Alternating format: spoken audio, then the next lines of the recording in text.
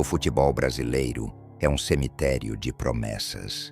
Quantos novos Pelés ou novos Zicos você já viu desaparecerem antes dos 20 anos? A distância entre o talento e a glória não é medida em quilômetros, mas em resistência. E poucos jogadores personificam essa resistência como Lucas Tolentino Coelho de Lima. Você pode olhar para o Lucas Paquetá de hoje, o homem que dita o ritmo da Premier League, o camisa 10 da seleção brasileira, o jogador de 80 milhões de euros, e achar que foi fácil.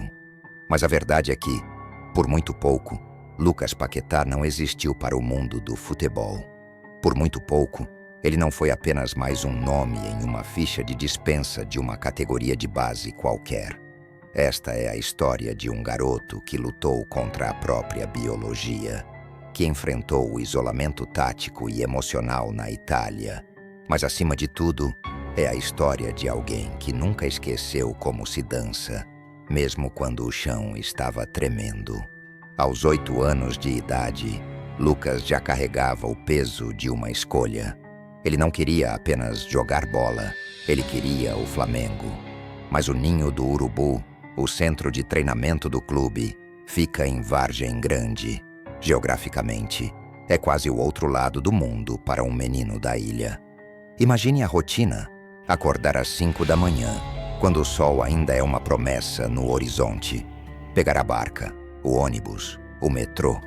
Horas e horas de deslocamento todos os dias, apenas por 2 horas de treino. Ali, naquelas barcas balançando, o menino sonhava com o Maracanã. Mas havia um problema que nenhum treino de drible poderia resolver. Aos 15 anos, o sonho de Lucas Paquetá começou a desmoronar. Não por falta de técnica, ele sempre foi um gênio com a bola, mas porque ele simplesmente não crescia, enquanto seus companheiros de equipe começavam a ganhar ombros largos, vozes grossas e a explosão física necessária para o futebol moderno. Lucas parecia uma criança de 12 anos, jogando contra adultos. Ele media apenas 1,53 m. No futebol de base atual, a física virou uma obsessão. Se você é pequeno, você é descartável. Os olheiros do Flamengo olhavam para Lucas e viam um talento imenso, preso em um corpo que não parecia evoluir. O diagnóstico médico veio como uma sentença: atraso na maturação óssea. Houve reuniões no Ninho do Urubu, onde o nome de Lucas Paquetá estava na lista de dispensas. Ele é muito bom, mas não aguenta o tranco. Vai ser atropelado no profissional. Imagine a angústia de um adolescente que faz tudo certo, que treina mais que os outros, mas que é traído pela própria genética. Foi então que o Flamengo tomou uma decisão que mudaria a história do clube. Em vez de cortá-lo, eles decidiram investir. Lucas passou por um tratamento rigoroso. Não eram apenas vitaminas, era um protocolo de guerra. Suplementação nutricional de ponta, acompanhamento endocrinológico diário e um trabalho de musculação que respeitava o limite de seus ossos ainda infantis. O resultado não foi imediato, mas foi milagroso. Em 3 anos, Lucas cresceu 27 centímetros. Ele saltou de um menino franzino para um jovem de 1,80 metros. Mas o mais importante não foi o ganho de altura. Foi o que ele aprendeu enquanto era pequeno. Como não tinha força, Lucas teve que desenvolver uma inteligência de jogo superior. Ele aprendeu a usar o corpo para proteger a bola, a antecipar o movimento do adversário e a soltar a bola com um toque antes de ser atingido. Ele desenvolveu o estilo Paquetá, um jogo de ombros, um gingado que desequilibra o marcador sem precisar de um choque físico.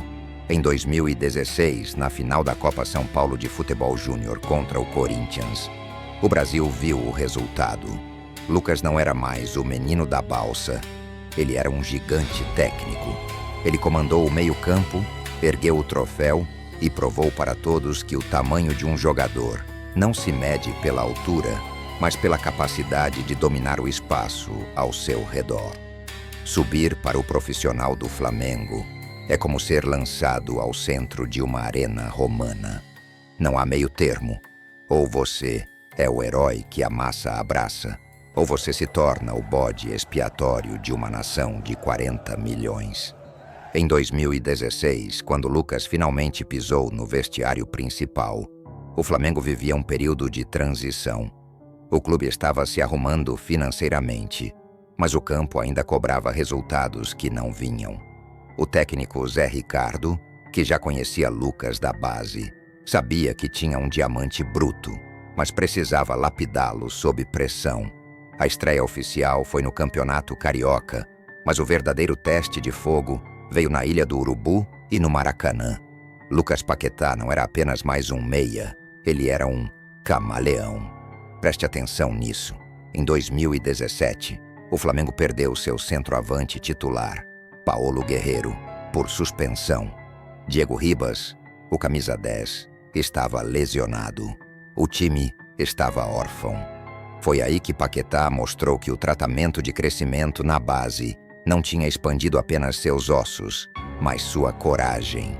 Ele aceitou jogar de falso 9. Ele, um meia clássico, foi para o meio dos zagueiros truculentos do futebol sul-americano. A final da Copa do Brasil de 2017 contra o Cruzeiro foi um divisor de águas. No primeiro jogo, no Maracanã, foi dele o gol que manteve o sonho vivo. O estádio pulsava. Quando a bola sobrou na área, ele não hesitou. Foi o gol da afirmação. Mas o futebol é mestre em pregar peças. O Flamengo perdeu aquele título nos pênaltis em Belo Horizonte. Lucas sentiu o peso da prata. Ele chorou no gramado. Mas ali, naquela dor, nasceu a conexão inquebrável com a torcida. O torcedor viu que ele não era um mercenário. Ele era um deles.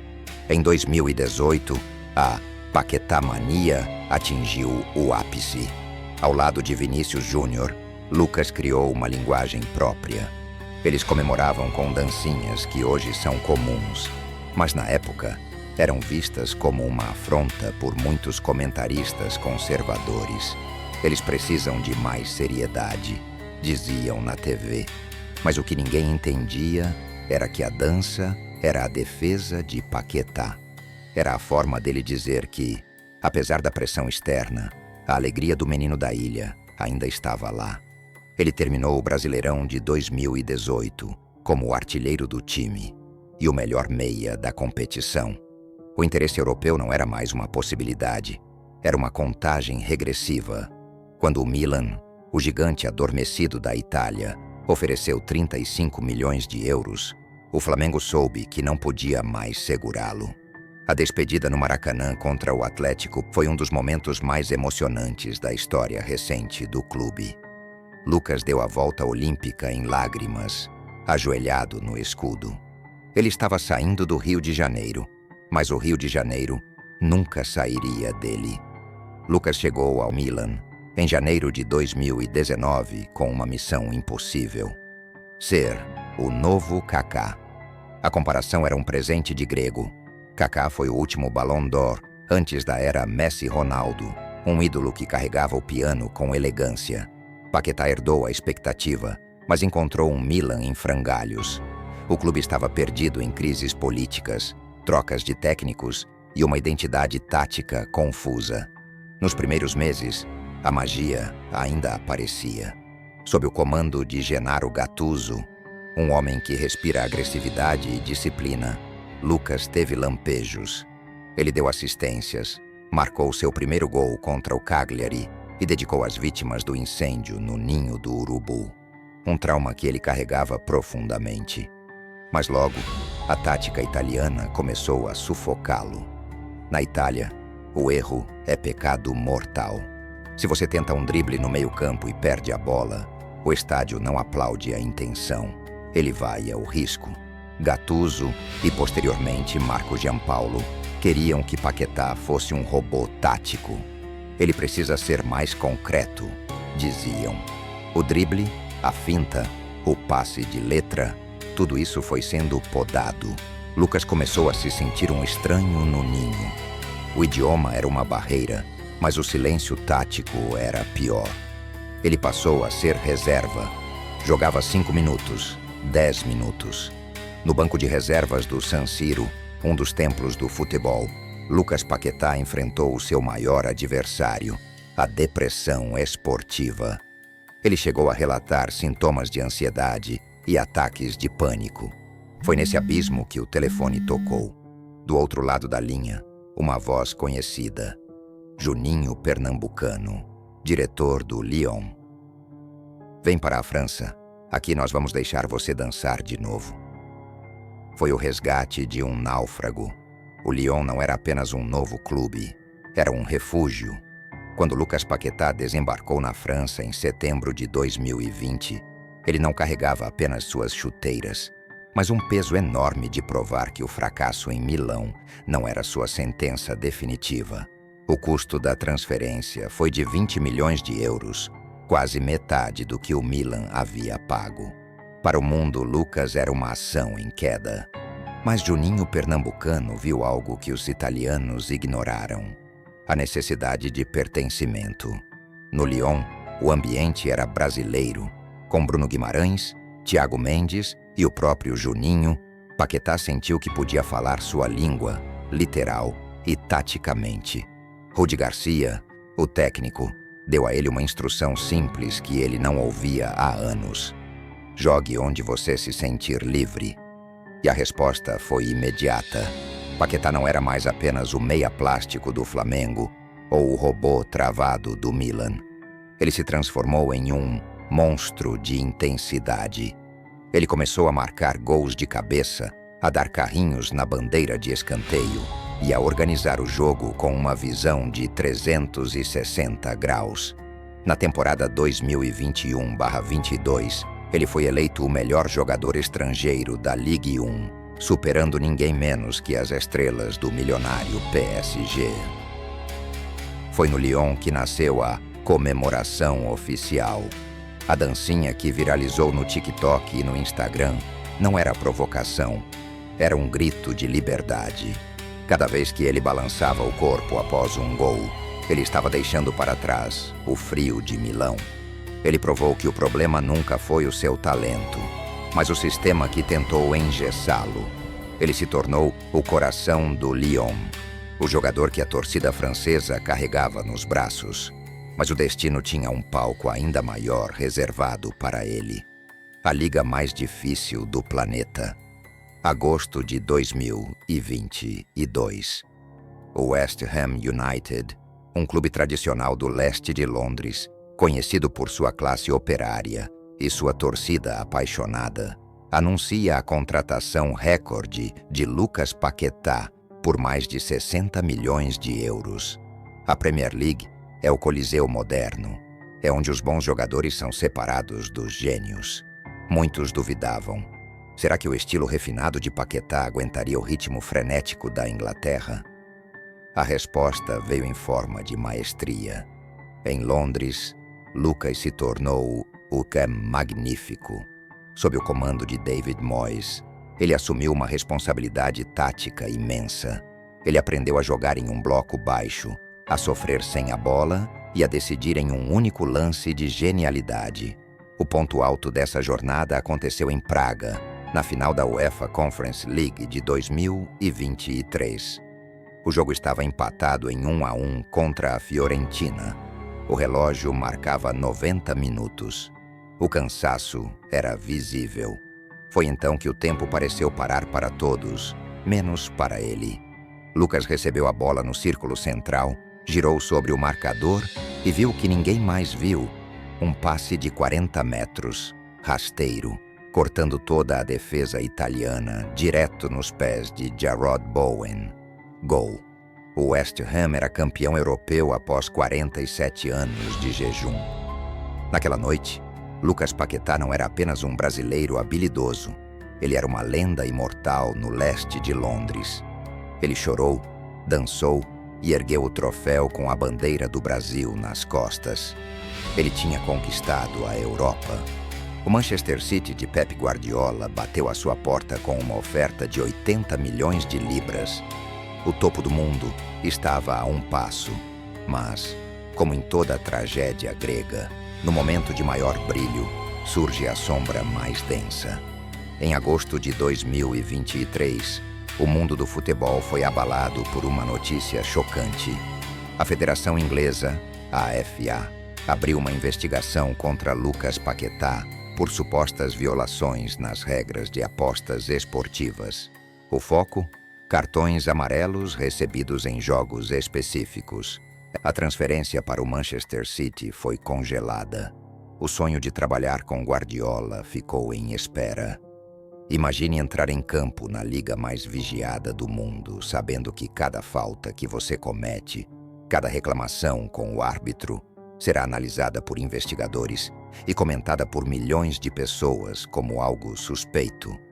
É um teste de sanidade mental sem precedentes. Mesmo sob esse escrutínio, Lucas continuou sendo o melhor jogador do West Ham. Ele continuou sendo o dono da camisa 10 da seleção brasileira. Janeiro de 2026. O que parecia um sonho distante para a torcida rubro-negra tornou-se o maior terremoto do mercado da bola sul-americano. Após semanas de um xadrez financeiro entre Londres e Rio de Janeiro, o anúncio oficial veio como um estrondo. Lucas Paquetá está de volta ao Flamengo. Mas não estamos falando de um retorno comum. Para tirar o meia do West Ham, o Flamengo desembolsou a cifra astronômica de 42 milhões de euros, cerca de 260 milhões de reais. É a contratação mais cara da história de todo o futebol sul-americano. Aos 28 anos, no auge de sua forma física e técnica, Paquetá não volta para se aposentar. Ele volta para ser o dono de um império.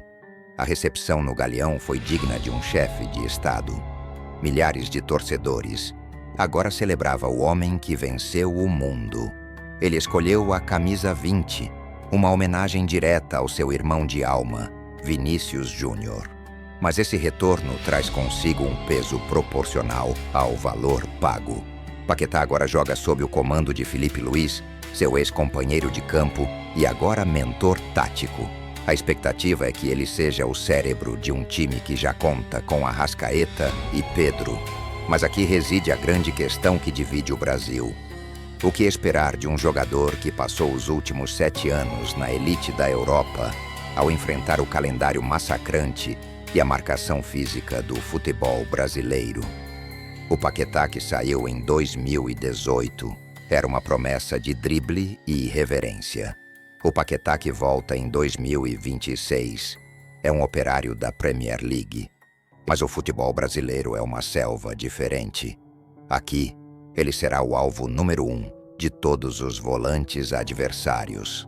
Ele terá que lidar com gramados que não são os tapetes de Londres e com uma pressão externa que não perdoa um passe errado de 260 milhões de reais. Além disso, há o fator psicológico. Ele acaba de ser absolvido de um processo exaustivo na Inglaterra, onde provou sua inocência no caso das apostas. Ele volta ao Brasil em busca de paz, mas no Flamengo, a paz é um artigo de luxo que só se compra com títulos. Será que ele conseguirá manter o nível de seleção brasileira jogando no Rio de Janeiro? Será que a parceria com o elenco atual será imediata ou teremos um período de adaptação?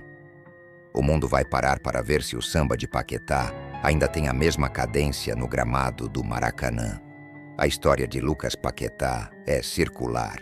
Começou na ilha, atravessou o oceano, enfrentou gigantes, superou tempestades e voltou ao ponto de partida. Ele não é mais o menino pequeno demais para o Flamengo. Hoje, o Flamengo é o tamanho exato do seu talento. O documentário da vida de Paquetá ganha hoje o seu capítulo mais caro e ambicioso. O maestro está de volta, a batuta está em suas mãos. E o Brasil inteiro, entre admiradores e críticos, está em silêncio, esperando a música começar. E para você, torcedor, Paquetá vai sobrar no futebol brasileiro e garantir sua vaga como titular absoluto na Copa de 2026? Ou o peso do valor histórico da sua contratação vai ser um fardo difícil de carregar? O Cria voltou para ser rei ou para ser apenas mais um? Deixe o like se essa história te emocionou e se inscreva para acompanhar os próximos capítulos dessa nova era do futebol nacional.